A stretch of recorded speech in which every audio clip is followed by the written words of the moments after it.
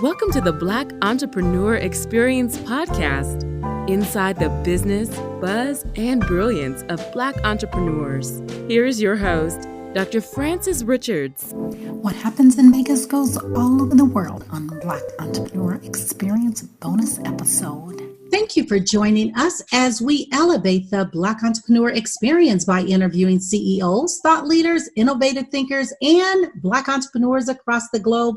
I'm your host, Dr. Frances Richards, and today I have the first African-American sisters to franchise a Bodytek Fitness Studio. Now, Bodytek is a revolutionary total body workout program which is designed to significantly improve your fitness level through high-intensity interval training. And we have Cecelia and La-Toya Facey. Hello. Hello, everyone. We're so honored to be here with you, Dr. Frances. Hi, how are you? Wonderful. Tell me, you guys, you know what? I have given such a brief bio about you guys. Why don't you fill in the blanks and share with our audience what you'd like them to know about you and your business? So I'm the oldest sister, and I am, again, just honored to have the opportunity to share our story with you today. We both have full-time jobs. I'm actually in the education field, and my sister is in nursing, and she'll give you a little bit more detail about that. This opportunity came to us about a year ago, sometime last year, and we started the process, and it worked out, and we became the first African-American woman to franchise Bodytek Fitness. It's been a crazy journey, but we're super excited. We actually have our grand opening on September 15th. In addition to that, I'm also an author, so I have a children's book that's out called Briella Lane Tries to Fit In. What else do? We do so many different things.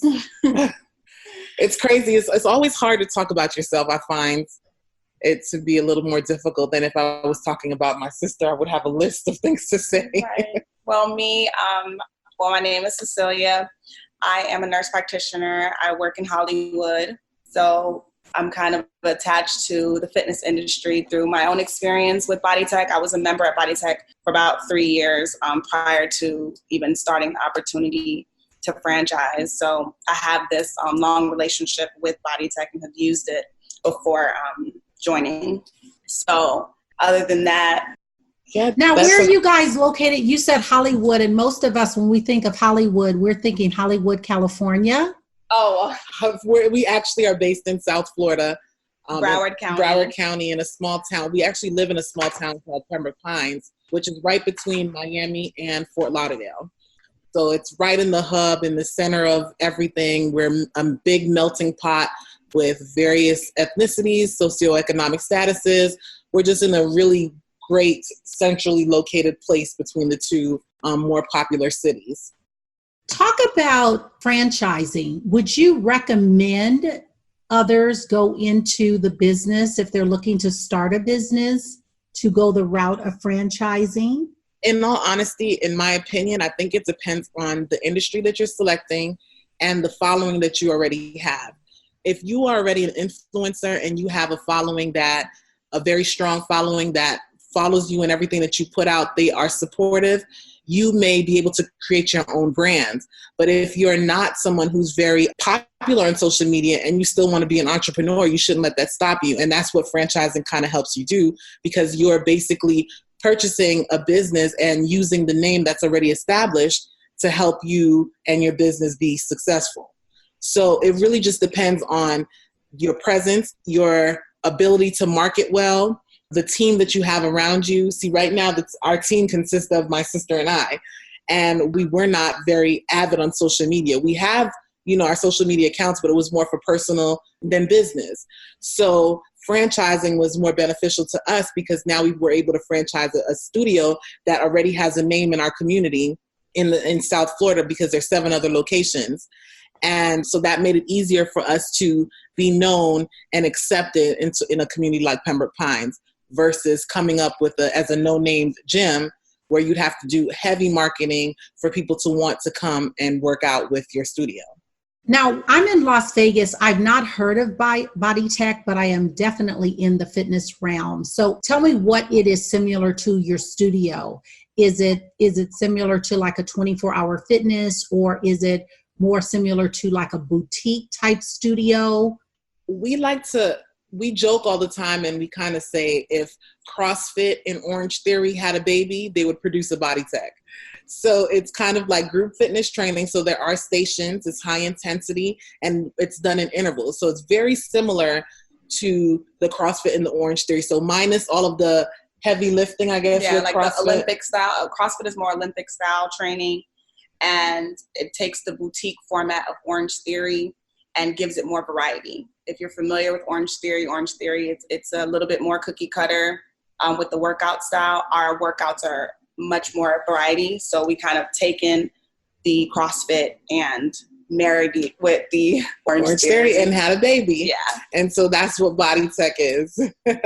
So it's still with the music, yes. The classes are led by the music. You have a trainer there that shows you each station with the demo, and then you're able to work out with a small group, about 20 to 30 people per class. So you still get that feel of the one-on-one, but it's in a group setting. So you have that accountability. And it sounds like it has a little bit of a soul cycling type vibe to it, because Right. soul cycling, Peloton, they have their own cult-like following. Right. So that sounds like a cross between that. Yes. So it's like the Bodytek life, like live your Bodytek life. Bodytek is like a family. It has that same small studio and small community vibe. Yeah. How did the opportunity come to you guys? Well, we went after the opportunity because I was going to the gym, and me and La-Toya would always brainstorm different ideas. This is not our first business. It's actually our second business together. So we would talk about different things that we'd want to do in the future. And so I was going to the gym. I invited her to a class just to work out. After we were done, we talked about just dreaming, it would be great, if we owned something like this. And so, she took that and ran with it and went on the website to research if they did have a franchising opportunity. Because at the time, they had only franchised to 2 other people. So it was still very new for them to franchise. The owners actually are the ones who own majority of the other studios. So we, contacted them, and the guy that's the owner, I had taken a few of his classes, so he was familiar with me. So we all sat down and then had the, meeting / interview / so, and that's kind of how it started. We took the opportunity.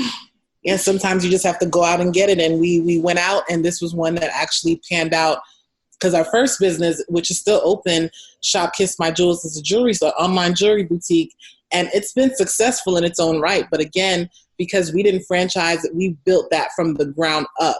So we have a following of 12,000 on Instagram, but that's literally from the ground up, one follower at a time. Now with Bodytek, so many people know of the name in our community. So it's not as hard, still a lot of work, but it's not as hard to get people to come over and at least see our studio, look at what we have to offer, because they are familiar with the name and the brand. Talk about capital, raising capital. A lot of people want to know, how do you get the finances and the capital to do a franchise? Well, I would tell you this, and to franchise, to get the capital, we actually took out a small business loan, and we went through, what is the person who did? We went through Guidance Financial, kind of like a broker firm, and they kind of pitch you to different banks who are willing to take a risk on a small business, and then they provide you with the loan if you meet certain qualifications. It's very hard. I just want to tell you, it's very hard to get a small business loan for a business that it's not up and running yet. If you already have your business and you already can show that your business has capital already being made, it's easier to expand, but it's very hard for them to trust, because obviously small businesses fail at such a high rate that it's very hard. So if you are wanting to get into owning something, and you know that you need to get the capital, you don't have enough in your bank account, which you do need to have some money in your bank account. Yes. So, because they're going to match your money. That's a misconception. Yes. So they're not just going to give you $100,000, $200,000, $300,000 to fund your business without you putting in a substantial amount, so that you can show them that you're equally invested as they will be. So you do need to get money. So saving saving first and foremost. Something, I'm sorry to cut you, Cece, but something that I did find throughout this process that I think that would be very beneficial to anyone, especially for young entrepreneurs, like my daughter now, is there were so many things that had to be in place from years ago in order for us to qualify for this loan. So for example, you have to have a certain number for your credit score. You have to have a certain amount of money in the bank. You have to have a certain credit status. So if you had any late payments, anything from in your past, that will affect whether or not you qualify for a small business loan.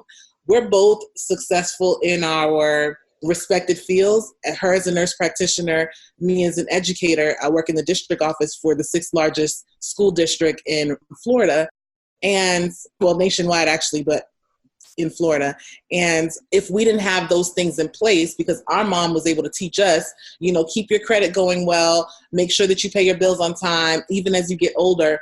If those things weren't instilled in us, those pieces weren't done together, we wouldn't have been able to qualify, even though now this is years later. Yeah. So that's the one thing, as my motto is, I'm blessed to be a blessing. And that's one of the pieces that I definitely want to incorporate in the future, is a financial literacy program for students and children in lower socioeconomic statuses, because they're not often privy to learning about credit and learning about how to be financially secure in their lifetime, or how to manage their money. And that will definitely affect what they can do in the future. Absolutely. Absolutely.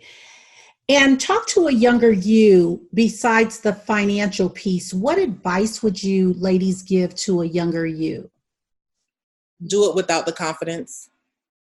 Do it without the self-confidence.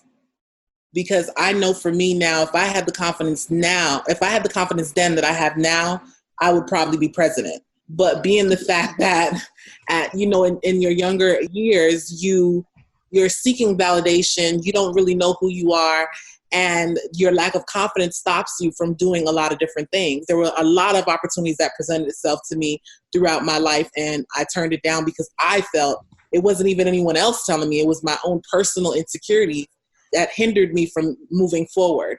So I would definitely tell younger me, I would tell myself, do it without the self-confidence. The self-confidence will come as the success comes. As you get to know yourself better, you will become more confident. Trust the process. Trust the process. Trust the process. Sometimes you have no idea how you're going to get something done. And just your drive alone and your passion alone sometimes can be enough just to get you to that next step, to meet that next person that could be there to help you get to the next step and the next step. If you limit yourself and you don't think, I can't do this, and you stay stagnant, you're never going to open up the opportunity for yourself to get to wherever you're trying to go. I tell you, Cece and La-Toya, my heart is so warm talking to you ladies, because I've been interviewing Black entrepreneurs for 3 years, and I've interviewed them from 8 to 80 years old. And I love when I have siblings or mothers. I had a mother and son who is actually in financial literacy. So, and then I am so excited to see you ladies, and just the vibe that you guys have going together, loving each other, the whole family unity. And so I want to talk about, or I want you to speak to, how do you work with, for, and unifying with your sister to build this amazing business that you guys are embarking upon, but this is not your first rodeo. Right. We get that question a lot. We always hear when anyone finds out that we're sisters, that we always get that question, how do you work with your sister? I wish my sister and I were that close so that we can open a business. And the truth is transparency and honesty. She's able to tell me, La-Toya, you're not working to your potential right now. You need to X, Y, and Z. And then being that I trust her opinion because we are that close, I can check myself like, okay, you're right. And vice versa. So our schedules are different. She works 7 on, 7 off night shift. And I work typical Monday through Friday morning shift. So that also helps, that dynamic where we only really meet in the middle and we kind of tag team on the different activities. And then on her weeks off, that's when we have our face-to-face meetings like this, like today. So the space, the transparency, the honesty, and the willingness to not take constructive criticism personally, but as a growth tool, that's been instrumental in maintaining our friendship, because we're friends and sisters first. We're also sorority sisters. We're business partners. So we have a lot of ways to connect. We make sure that we still do fun things. We include our significant others like on vacations. We try to do at least 2 vacations a year, whether it's staycations here in Florida, because we live where a lot of people vacation, or whether it's going out of town or out of the country. We just try to connect not only on business, but also to keep that connection fresh and vibrant personally. What's the difference in age? 4 years. We're 4 years apart. Beautiful. Any other siblings? We do. We have an older sister, Tonya, who's an attorney in New York. So Excellent. she is doing her thing in New York. We love her dearly, but being that she's in New York and we're here, it's still a special bond between Cecelia and I can't lie, but we love our sister, our older sister. She is our heart. We love her dearly. And give a shout out to your sorority. What sorority?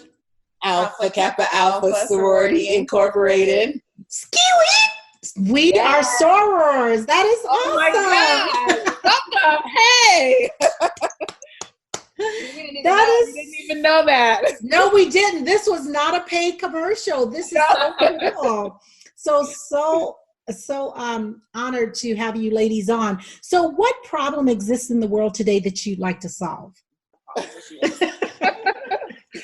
Tonya is a problem-solving type of person. If I we have some people that we're mentoring right now. Excellent. That's where our heart is in mentorship. So what are the problems that you want? I know financial literacy is a huge thing for you. Yes, financial. And then just really, I love working with people who have amazing potential, but they don't know their worth. So that lack of self-worth, if I can fix that, do something around that, because again, like I told you earlier, I missed out on so many opportunities because my lack of self-confidence and my lack of self-worth. So if I am able to find a way, a program, something to help inspire our youth, especially our young women, to value themselves, love yourselves, love whatever it is that you can bring to the table, love it and do it to the best of your ability. That's what makes you unique. Those are some of the things, those are some of the areas that I would really, really want to work on. Even my children's book is called Brielle Elaine Tries to Fit In, after my daughter. Her name is Brielle Elaine. And it's basically telling our youth, it's written geared toward 4th grade elementary students, but basically telling our youth that it's okay to be yourself. You will be the right people that are supposed to be in your life will come. You know, oftentimes we look at if we have to look a certain way, we have to be a certain way in order to do something. And that's not the case. Even in this situation now where I'm opening a gym, my sister is the more physically fit one. If you look at me, I always call myself fun size. If I allowed my insecurity of being overweight to stop me from opening a gym, I wouldn't have this opportunity today to impact other people. So I say, whatever you have, you pick it up and you do what you need to do with what you have. Everything else will fall into place and everything else will come together. And in terms of your children's book, where can they get your children's book? Barnes and Nobles, anywhere where books are sold, you can find my book. You can get it on Amazon. It's also available on ebook, on Kindle, e-readers. It's available. Barnes and Nobles. My daughter, she wants to say hello. Hello. Hey, how are you? I'm good. I'm well. And tell us, what has your mom inspired you to do? Oh, what have I inspired you to do, Breen? You being shy? A lot. A lot of things, like what? Like what? And she inspired me. Speak well, Brielle. Come on. She inspired me to not care about what other people think. And that's great. That is a wonderful inspiration that your mom, that's a great value bomb that your mom has given you. That's awesome. Absolutely. Can you tell us what you're grateful for? I'm grateful to have a family and to have like all my family and friends, and I'm grateful for everything I have. Thank you for sharing that. So appreciate it. And I'll have to get an autographed copy of your book, huh? Definitely. I'll make sure that Brielle and myself, we both sign it and send it over to you. Well, we have such kindred spirit because I also wrote a children's book, and I wrote it for my granddaughter and my first granddaughter, and it's titled Hey Little Girl, She's Got Swirl, and she's biracial, and it's about being comfortable in your skin no matter what color you are, because you cannot push a button and say, although they're trying to say I want black hair or this type of hair or whatever. So it's about embracing your skin. And I have to tell you, my book is in the palace. I sent a copy to Megan and Harry for a wedding gift, and they accepted the book and acknowledged it. So we have kindred spirits. That is amazing. Congratulations. That's amazing. Thank you. So you know what is, when I read your story about the health and fitness, I was so impressed, and you'll have to come back on, both of you ladies, because I do a Facebook Live every morning, 10:30 Pacific Standard Time, and I give healthy tips about how to stay healthy. And so I have a end of the year goal that what I'm doing, I'm over 60 and I'm working on a 6-pack. Yes, ma'am. And it is definitely possible. It is. There are so many other women, that are older that are doing incredible things with our bodies. So nothing is impossible. A number is just a number. Definitely. So tell us, Cece and La-Toya, what is one impact that you want this interview to give to our audience? I know for me, just to let people know that it is possible. You don't have to be a millionaire.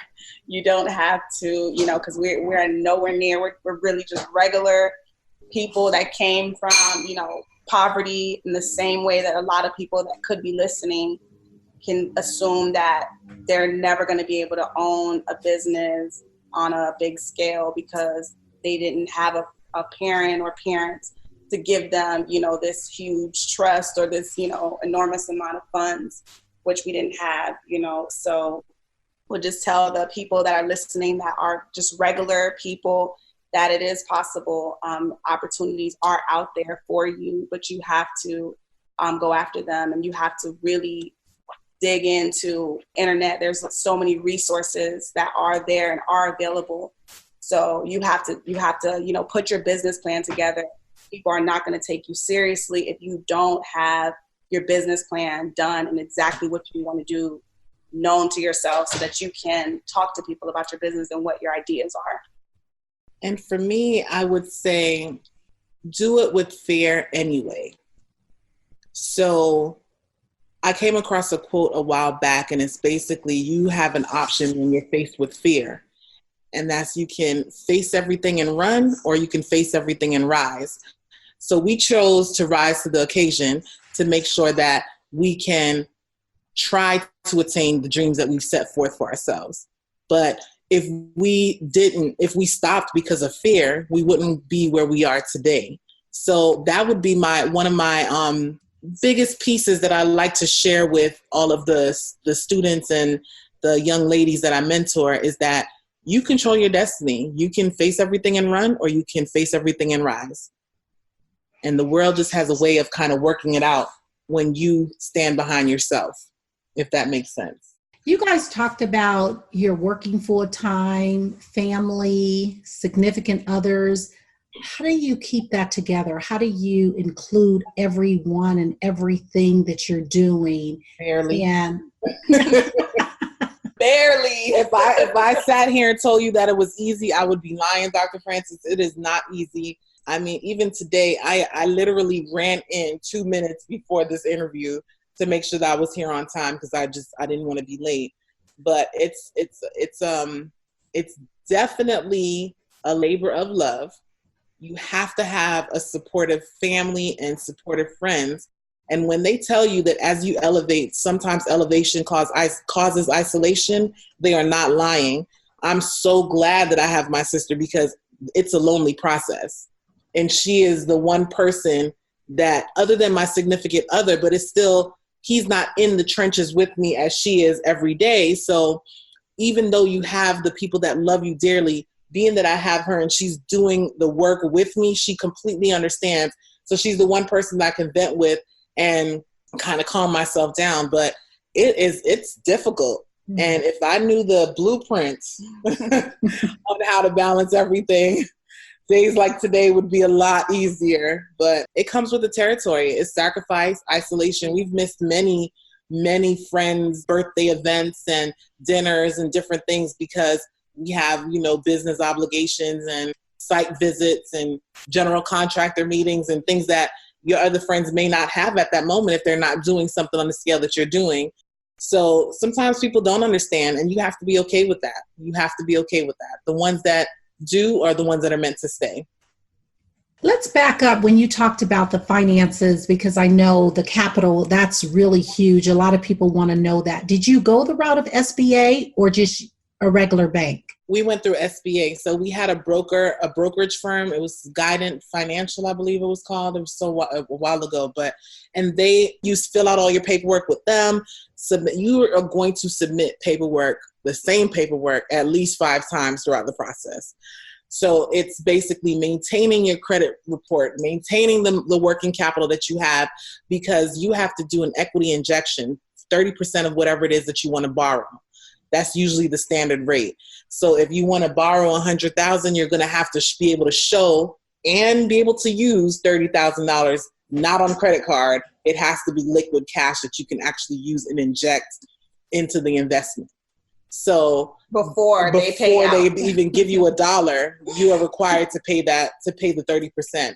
Again, that's just, I guess, their protection to make sure that you're equally invested in the investment opportunity. So that part, SBA, it's a very strict process. So very strict. Us using the company that we did, which we didn't even know about, because when we first applied for the small business loan, we got denied. We got denied twice. So when we found this company, they basically, you check your paperwork, because the company, you apply for SBA loan, and even if one thing is off of your paperwork, they deny you. So sometimes you may have a deny, and we were going to step away from the process at that point, because we were like, you know what, we got denied. Like, this is not, what we thought we could do. But we didn't even know that we had to throw the paperwork out incorrectly, and it didn't show, they're checking everything. They're checking your whole financial history, and if you're married, the history and finances of your partner, and just everything. So one thing that is off can make you look, a different way financially than another thing. So we didn't include all of our finances, and there was some mistakes on the paperwork. The company, they make sure that all your paperwork is correct, and then they shop you to different banks that would be interested in doing the collaboration with you and loaning you the money. So usually you would apply with one bank. We didn't apply with one bank. We were able to go in front of maybe 5 or 6 banks, and then our bank chose us and we chose them. Mm-hmm. So it was a little bit more of a wiggle room than just going into, say, Bank of America or SunTrust and saying, hey, I want to apply for your loan. So that was another process that we found out about once we started. But yeah, I would encourage anybody, you can, whatever bank that you bank with now, you can sit down with a financial advisor there, and they can help you even with your business plan and help you gather up the paperwork, and you can start from there. You can also Google. That's exactly what we did. We Googled everything we found out. We Googled. You have to be resourceful. You have to have thick skin, and you have to realize that rejection is just redirection to something greater. If you stop at the first time that you're rejected, you will not achieve anything. I mean, I can't, that's something that's written all over my books, because I just know how sad and how depressed people get when they get rejected. I mean, it's happened to me. You try something out and it doesn't work out, and you're like, oh my God, like, first of all, why did I get rejected? And you start to feel a certain type of way. But sometimes you have to understand that we're believers as well. So we know that God sometimes has to say, nope, this is not what I want for you. This is what I want for you. So it's a disservice for you to think that a man is actually making that decision. You have to believe that your higher power, whoever you believe in, is guiding you to the path that you're supposed to take. Once I was able to internalize that and really accept it, I was able to let go of a lot of those insecure feelings that came with rejection. Now I just look at it, okay, God, what you have next for me? Because this didn't work out. Right. So what's my next avenue? Right. Versus, oh my gosh, what am I going to do next? Right. Now, was there a fee associated with the broker? Yes, there is a fee, but you only pay the fee if they're able to match you with a bank that's willing to fund your project.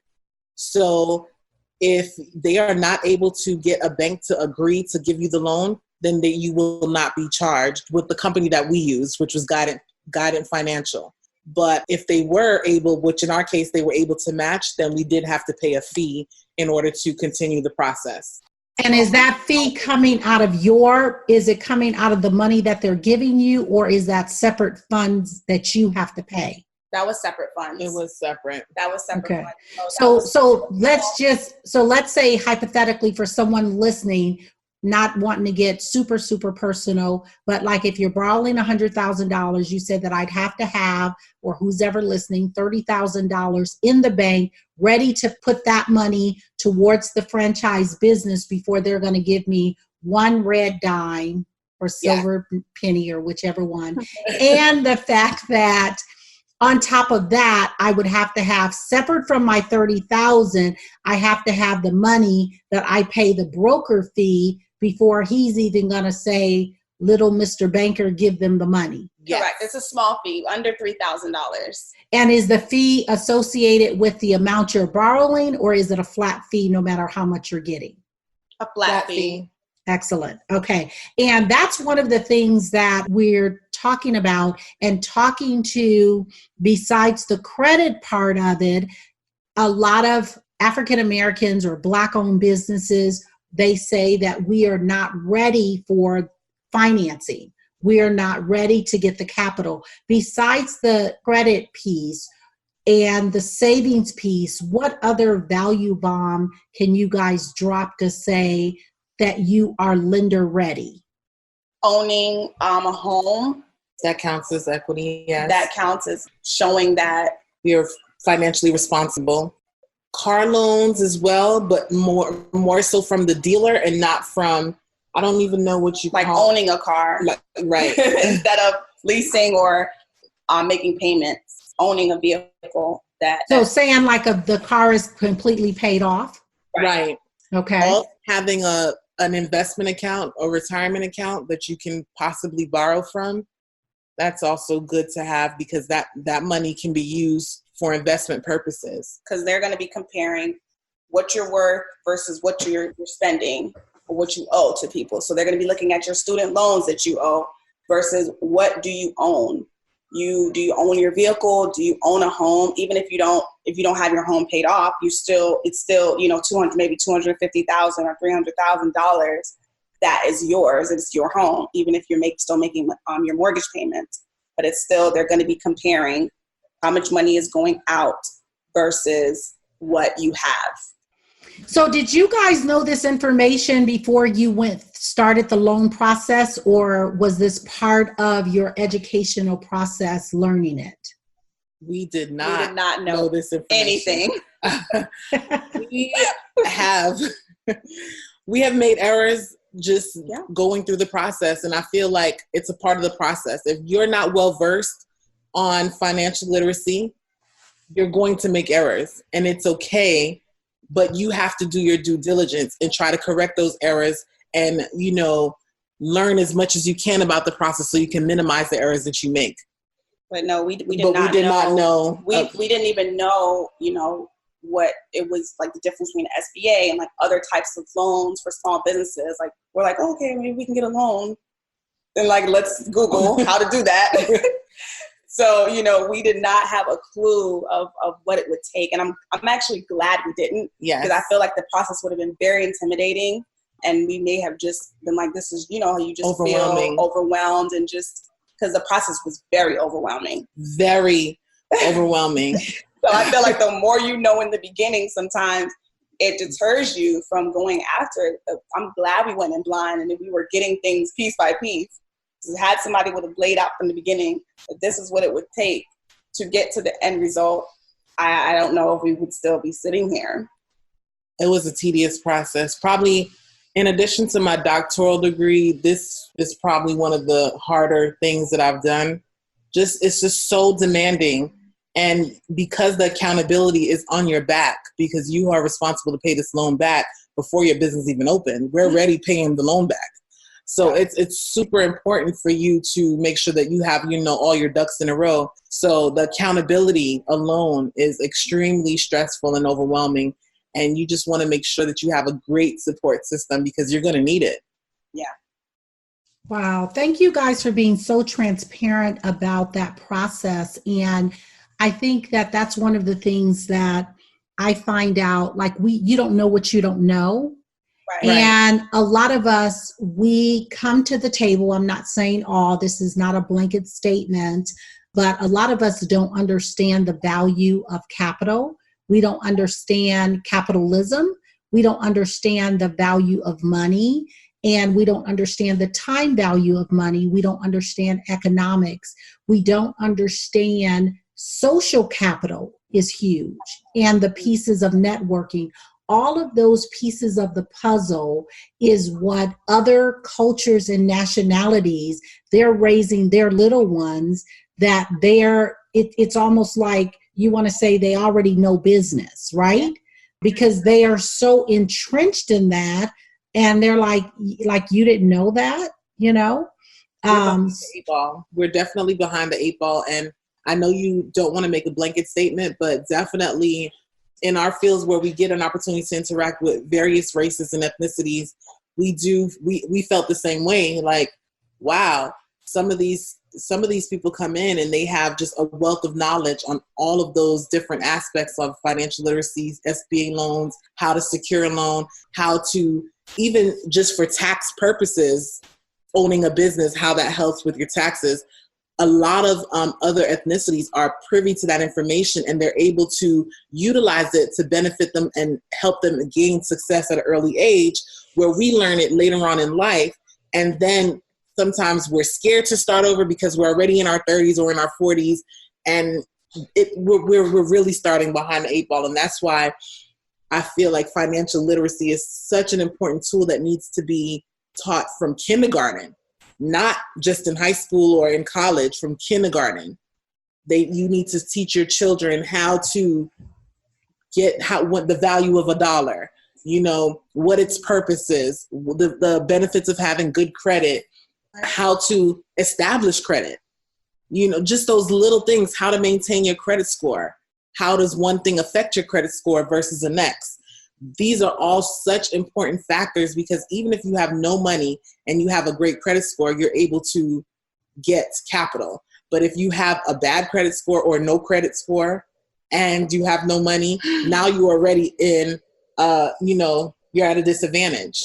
Yeah. Right. I know people that had, bank accounts at a young age. I had my first bank account in college because I had to create one to go along with, you were behind the 8 ball. School. I was very behind. Yes, because I had mine. I'm surprised because I had mine at 15. Mommy opened mine for me. I didn't even have because she was the spoiled one that didn't work or anything like that. So she went through college. Her first job was in college, so that's why she had her first bank account in college. But my first job was in high school, and I had a bank account. Mommy took me in, and we opened a bank account. But now people are starting bank accounts for their kids in elementary school. Right. Like my daughter has a bank account. So she's in an entrepreneurial program. Shout out to Miss Blackwood. And she's just learning different things that I did not get the opportunity to learn until a later age. I just don't want to wait. I want to saturate her with all that information so that she's able to make better decisions than I was, as she gets older. And you guys the information you're giving is so apropos because it's so true in terms of us not even knowing, and the education that we're giving our kids, we don't understand that we're setting them up to fail. Because it's so much, like I said today, it's so much access to information. It doesn't make sense that your kid doesn't know. And I've had the opportunity, there's a group, it's called Raising Young Moguls. And it's a group of parents that are raising their kids at a very young age to be entrepreneurs. And some of these kids are like millionaires, like 8, 9, 10 years old, which I think is like absolutely amazing that they're doing that. And just like you said, there were some strategies that when I went to college, that what kids were doing, they were getting student loans. And what their parents would do, their parents would come into town and the parents would buy a house and have little Johnny stay in the house, have little Johnny get all of his friends to stay in the house with him, and little Johnny is paying no rent, and that all of those roommates are paying little Johnny's parents that mortgage, right? And then when little Johnny graduates from college, if he chooses not to stay in that area, his parents sell that, and then he has money and equity to go start another piece of real estate. So he's going to be ahead of the game. Yeah. And then other strategies people are doing, which I don't definitely recommend, but people have done it. People that are in high places, they even use bankruptcy as a financial strategy. They will bankrupt under this name and set up another business. And you're like, this is another grand opening? You guys been grand opening for 4 years now, right? And it's like, that's a strategy that we don't know about, right? The other cultures call like reorganizing. That's right. Very common. Right, so right. File for bankruptcy. Right. And we don't understand that. We're just like devastated that not telling anybody to file bankruptcy, just saying that there's different strategies that we do not know about. And like this other young man, I read this story about, he had an opportunity to go to college and he told his folks like, I really don't want to do college. And so he told his father, I want to do Bitcoins. And so he ended up making millions in Bitcoins. His dad gave him a certain amount of money, said, okay, we're going to give you 6 months to turn this money around. He turned it around and his dad's like, okay, you don't have to go to college.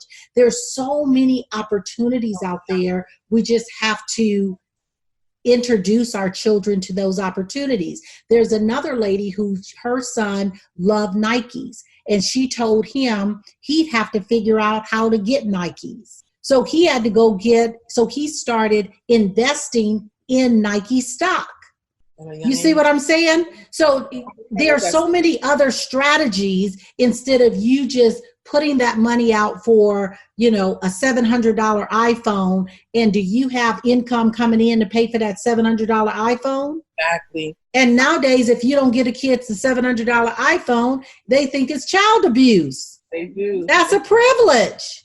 It's just insane where we have, where our world is kind of going towards. Now it's like, you have that $700 iPhone, you need to be using it to do business. Get some business going. That's what I used to tell my son, figure out a way to bring some income in here because it is an opportunity. If you are on that iPhone, you better be making some YouTube videos like that little boy who's repurposing them toys and done retired the whole family. You better be doing some jokes or dancing or jumping up or doing somebody better be liking, following, and getting some advertising dollars in here, right? Exactly. That's right. Exactly. We have come to the part where I have to ask you ladies, the interview, I can't believe we have gone through the entire interview. I know. Tell me if you conducted the interview, and I want you both to answer this. If you conducted this interview, what is the one question that you would have asked yourself? And I want you to answer that question. Ooh, that's a good question. I would probably ask, if knowing what you know now, would you do this all over again? Oh, that's a good one. Do we have to answer it? Absolutely. My answer is definitely yes. I would definitely do this over again. I would hope to start with the experience that I have now, because then that would kind of allow me to foresee the challenges and the sacrifices that I'd have to make, and I would be better prepared. For people that even meet all the criteria for an SBA loan and you get the money, that is just the beginning. There is so many other intricate details involved, and you mess up, you slip up, and you lose everything. So just knowing all of that, I would definitely do it again, but I would put different systems in place to ensure that everyone is still covered. My mom doesn't feel neglected. My daughter, because my daughter, she has this thing, Mommy, you're always working. So now I just kind of make her sit with me So she's on her phone, I'm on mine. She's on the computer, I'm on mine, to kind of minimize that absent feeling or that feeling of neglect. But that'll probably be my question and my response. What would yours be, C? Probably like if we didn't do this franchise, What would it be? What other business would I have wanted to go into, or I know maybe that something answer. like that? Well, what's the answer? Med spa. Oh yeah, opening a med spa was like my first dream that I talked to you about. Yeah. I didn't tell you about Yeah. I had this whole dream of opening a med spa. I even talked to one of my friends. Hey, Asha, if you're listening to this, I met her at FSU because she owns a med spa in Georgia. And so I had talked to her about the business well before Bodytek was even in my brain. But yeah, I definitely wanted to, use my career as a nurse practitioner. I was working at Ideal Image, and I learned so much in aesthetics and just different things. So I thought, I would open up a med spa and, do full sculpting and fillers and injections and different things. But then here this opportunity came in. And it's been an amazing journey. I mean, I'm so connected to the fitness industry, and that's been like a love of mine since college. So it's just that I never even thought the dream of owning my own studio was never even as far as I ever dreamed. Like I dreamed of, teaching a fitness class. Like for me, that was like my biggest dream because I'm very, more shy when it comes to being an instructor. So I always looked at like fitness instructors like, wow, that's like so amazing. Once I get to the level that I feel I would love to be a fitness instructor. So that was like my biggest dream. And then here now, I have employed fitness instructors and I have employees, and it's incredible that I never thought that I would own a fitness studio. And here we are. We're about to open September 1st. That is awesome. I am so impressed with that. Before we go, we have what's called a fun facts lightning round, and I'm going to ask you a series of questions. And I'd like you to give me a quick answer. If there's something you desire not to answer, feel free to say pass. And I want you both ladies to answer the question. Are you ready for the fun facts lightning round? Yes. Okay. The last movie you saw? The Lion King. We both saw The Lion King. So she's trying to steal my movie, but we'll go with The Lion King. You relax doing what? Reading. Swimming. Your favorite singer or rapper? Favorite rapper, Drake. Favorite singer, Brandy. Favorite rapper, Wale. Favorite singer, Solange. Your favorite dance song? Frankie Beverly and Maye song that was remade by Beyonce. You make me happy. Yeah, that one. What food you eat every week, no matter what? Chicken and rice. Cereal. Cereal, definitely. Fruity Pebbles. Oh, Fruity Pebbles. That's our go-to, though. Fruity Pebbles is our go-to. Your favorite month? May. July. Okay. Thank you so much, Cece and La-Toya, for joining us on Black Entrepreneur Experience podcast. Before we let you go, why don't you share with our audience the best way that they can reach you, all your social media handles, and how they could reach out and support your business and come to your grand opening? Awesome. So you can follow our business page at Bodytek Pembroke Pines. That's BODYTEK. Pembroke is PEM as in Mary, BROKE Pines. So at Bodytek Pembroke Pines, you can follow us on Instagram as well as Facebook. We also have our other business, which is at Shop Kiss My Jewels. Shop Kiss My Jewels. That's our jewelry line. Then we have our personal Instagrams, which Cecelia, yours is at Pretty Ritzy. Right. It's PRETTY, pretty. And then Ritzy is RITZC. And mine is Toya's Story. It's at Toya's, TOYAS _story _. So that's the way that you can reach us. Our grand opening will be September 15th. That's a Sunday. Come out. We're going to have a lot of things for family and friends, as well as free classes. If you're in the Pembroke Pines area in Florida, please feel free to come and experience our gym. It's open. Our soft opening is from September 1st to the 14th, and we'll be hosting free classes during that time. So you don't even need to sign up. There's no pressure to sign up. We just want the community to experience what we have to offer, and we know that once you experience it, you'll join without us even having to force you. So come on down, September 1st to the 14th, free classes. September 15th, the grand opening at Bodytek Pembroke Pines. Do you guys have childcare? We don't have childcare at the moment, but that is something that we're planning to look into a little bit later. We just want to get up and running at this point. So we don't have childcare at the moment, but we are. That is something that we're definitely looking into, especially since I have, 2 children. So okay. Thank you so much. All right, that's a wrap. Woo!